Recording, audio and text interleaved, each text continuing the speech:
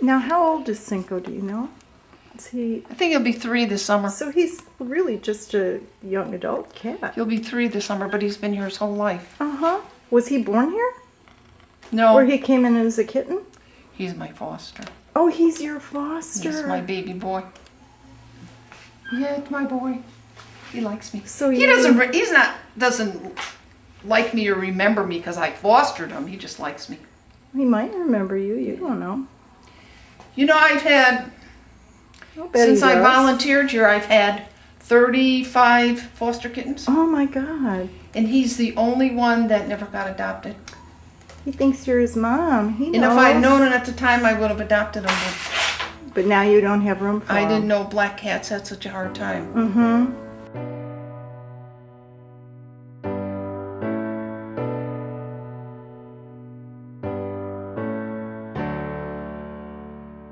Judy was a volunteer with us for almost 7 years. She was just shy of her 7th anniversary this month, as a matter of fact. She worked both in the cattery and the isolation area. Both of the days she worked, Wednesday and Thursday morning, not only did she do her shift, but she usually stayed later to help with some of the cleaning, showing animals, things like that. In addition to her volunteer work here, she fostered, I believe 35 kittens was the number. She also kept a couple of cats that really weren't adoptable. Alana was kind of a crazy cat that was here at the shelter, and Judy took her in and found a spot for her in her home. She took home Uggs, who had some weird gland disorder that made his fur very oily, and she was afraid he would never get adopted, so she decided to adopt him herself. On top of that, she was just friends with everybody at the shelter. She filled in for shifts whenever she could. She helped out on holidays. She frequently called me when I was desperate looking for a volunteer and offered to fill in for a shift. We are going to miss her. We miss her already, and we're going to miss her for years to come. Hi, I'm Judy Reeder. I'm Judy Reeder's sister-in-law, and I have a story for you about her.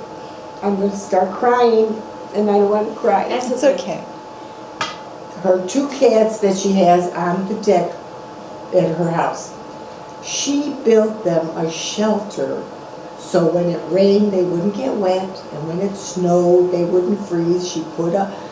They live in a box that is waterproof, I think. She put a heating pad there, and that's where they stay. They get up in the morning and they leave, but they always come back, and she feeds them. She just loves those 2 cats. I don't know where they came from, but they found Judy, and they were 2 lucky cats. Thank you. Judy was a wonderful volunteer, a great foster home, and a great human being, and we're really going to miss her. We love you, Judy. Hi, I'm Janice Mack, and I knew Judy from West Suburban Humane Society. I actually met her when we got together our little cat committee. We all had great ideas, Judy too, and we did some wonderful things for the shelter, and then I especially enjoyed seeing Judy when I came through. I wasn't on her shift or anything, but it was just so nice seeing her come visit the cats when I was on my shift, and bringing them treats and talking about this cat or that cat or another cat. I mean, she always was into more than one cat. It was just great to have known her, and just so sorry that she won't be with us any longer, but we loved having her and really appreciated her while we did. Thanks. I'm Karen Hoffman, and I volunteered on Wednesday mornings in the cattery. Passed by Judy in the ISO every Wednesday morning and talked to her, and she'll really be missed. I can't even begin to say how much. And Judy, today I just learned that my deceased nephew's little kitty just died, and so would you look after her too, because I know you're surrounded with kitties up there. And God love you. Thanks.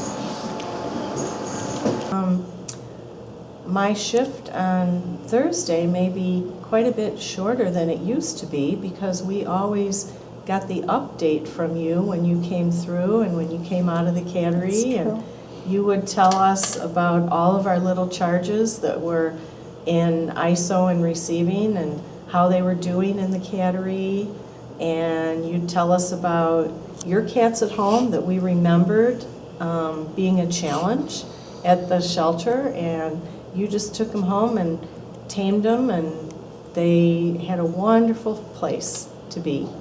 And some of them, I think, are up there with you and keeping you company. Hi, I'm Vita. I'm Judy's cousin, and I helped Judy with some of the fosters, especially the last 7. The last 7 she had Abe and Arlene and Andrea, and I forgot them. The all on A the cats, list. huh? The A cats, and I helped her socialize the cats, and we went over there like once a week, and I played with them. I played with quite a few of the fosters. I actually have videos of all them, and she just loved the shelter and loved cats. And she had a book of all her fosters. She's got 45 fosters that she's fostered since 2006, and a book with all of them. And she has books from 2006 all the way up every year with all the cats that have been adopted at the shelter, whether they were hers or not. And that was just the love of her life. I'm Lisa. I'm Judy's cousin. I remember a lot of great things about Judy growing up. One was that she was always an animal lover. You'd get on the phone with Judy, she would talk for hours about her cats, the way proud parents talk about their children. She would spend countless hours fostering kittens, volunteering at the shelter. It's what she loved to do best. There was really not much Judy wouldn't do for anybody. If you needed help, she was right there to help you.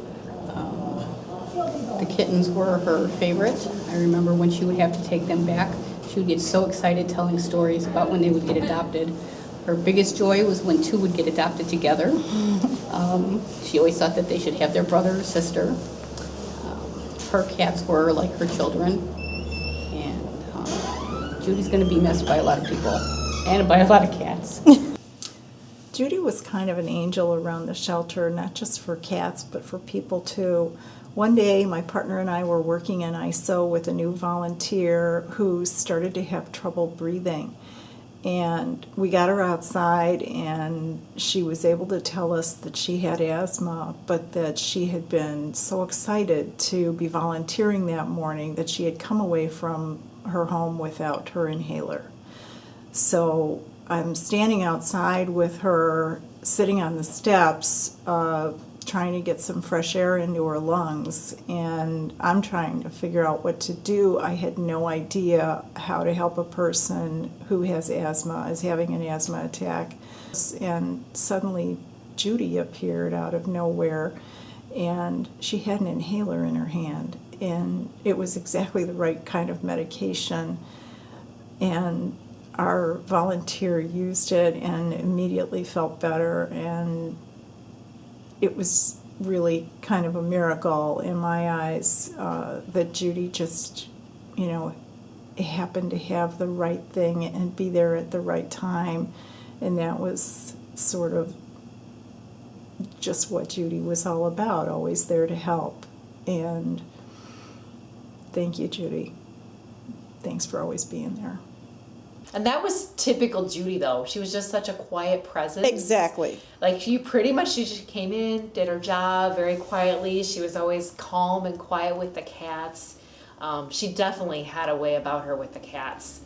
They all loved her.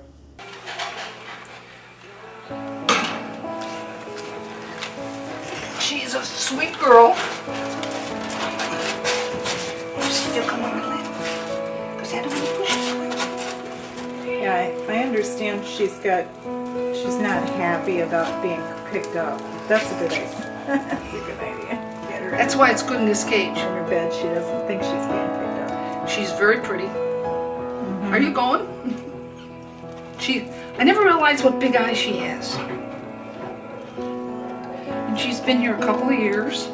We're trying out a new cage so she gets some time to wander. She was returned with her brother, Dublin, who has since got adopted. And the reason they were returned, Dublin nipped his first owner. And the fellow wanted nothing to do with it, no cats. And she got returned. In the process, she didn't do anything bad. She's very sweet.